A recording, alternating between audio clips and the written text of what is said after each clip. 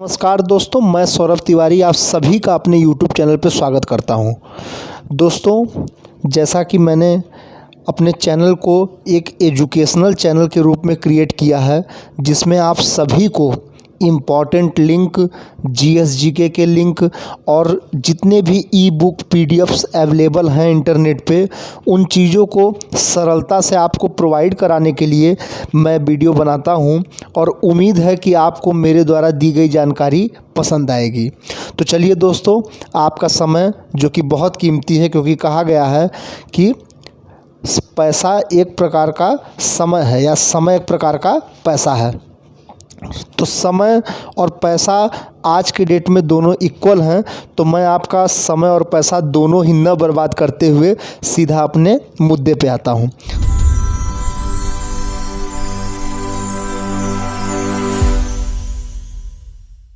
दोस्तों, आज के डेट में NCERT बुक का क्रेज इतना ज़्यादा है कि medical, engineering, IAS, PCS, GSGK इन सभी चीज़ों के लिए मैक्सिमम एग्ज़ाम में आप यही सुनते होंगे कि NCERT की बुक से आप पढ़िए, क्योंकि NCERT बुक का जो सिलेबस है, NCERT बुक का जो कंटेंट है, ये दोनों चीज़ें इतनी परफेक्ट और इतनी सिंपल हैं कि आप आसानी से इसको पढ़ भी पाएंगे एक इंटरेस्टिंग वे में, और साथ ही साथ आप इससे नॉलेज भी ढेर सारा ले सकते हैं।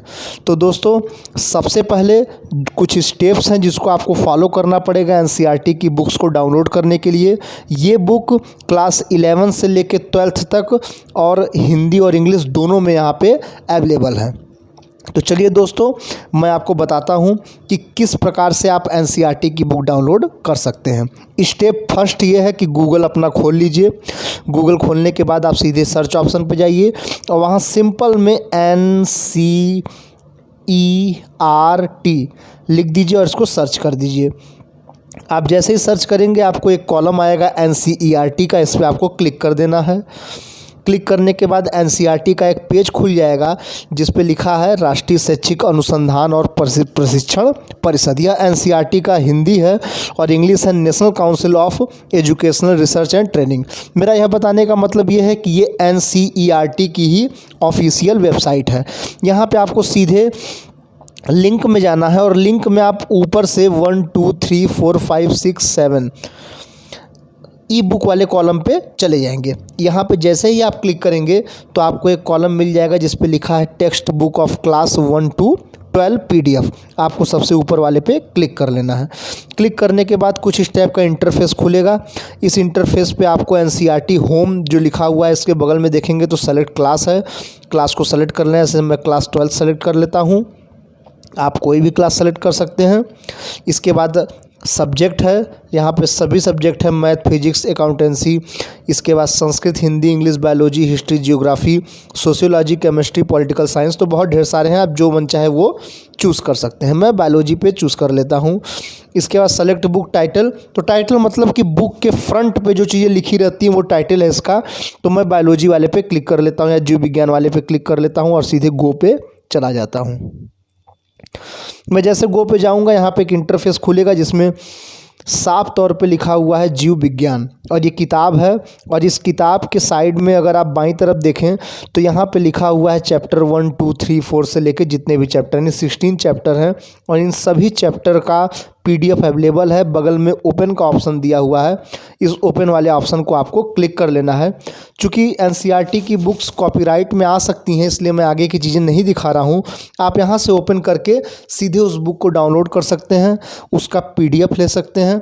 और PDF का मतलब ये है कि आप उसको अपने ईमेल या व्हाट्सएप पे शेयर कर सकते हैं, ताकि भविष्य में आप एक प्रकार से उसका नोट्स भी बना सकें या आप प्रिंट आउट करके उसको निकलवा भी सकते हैं।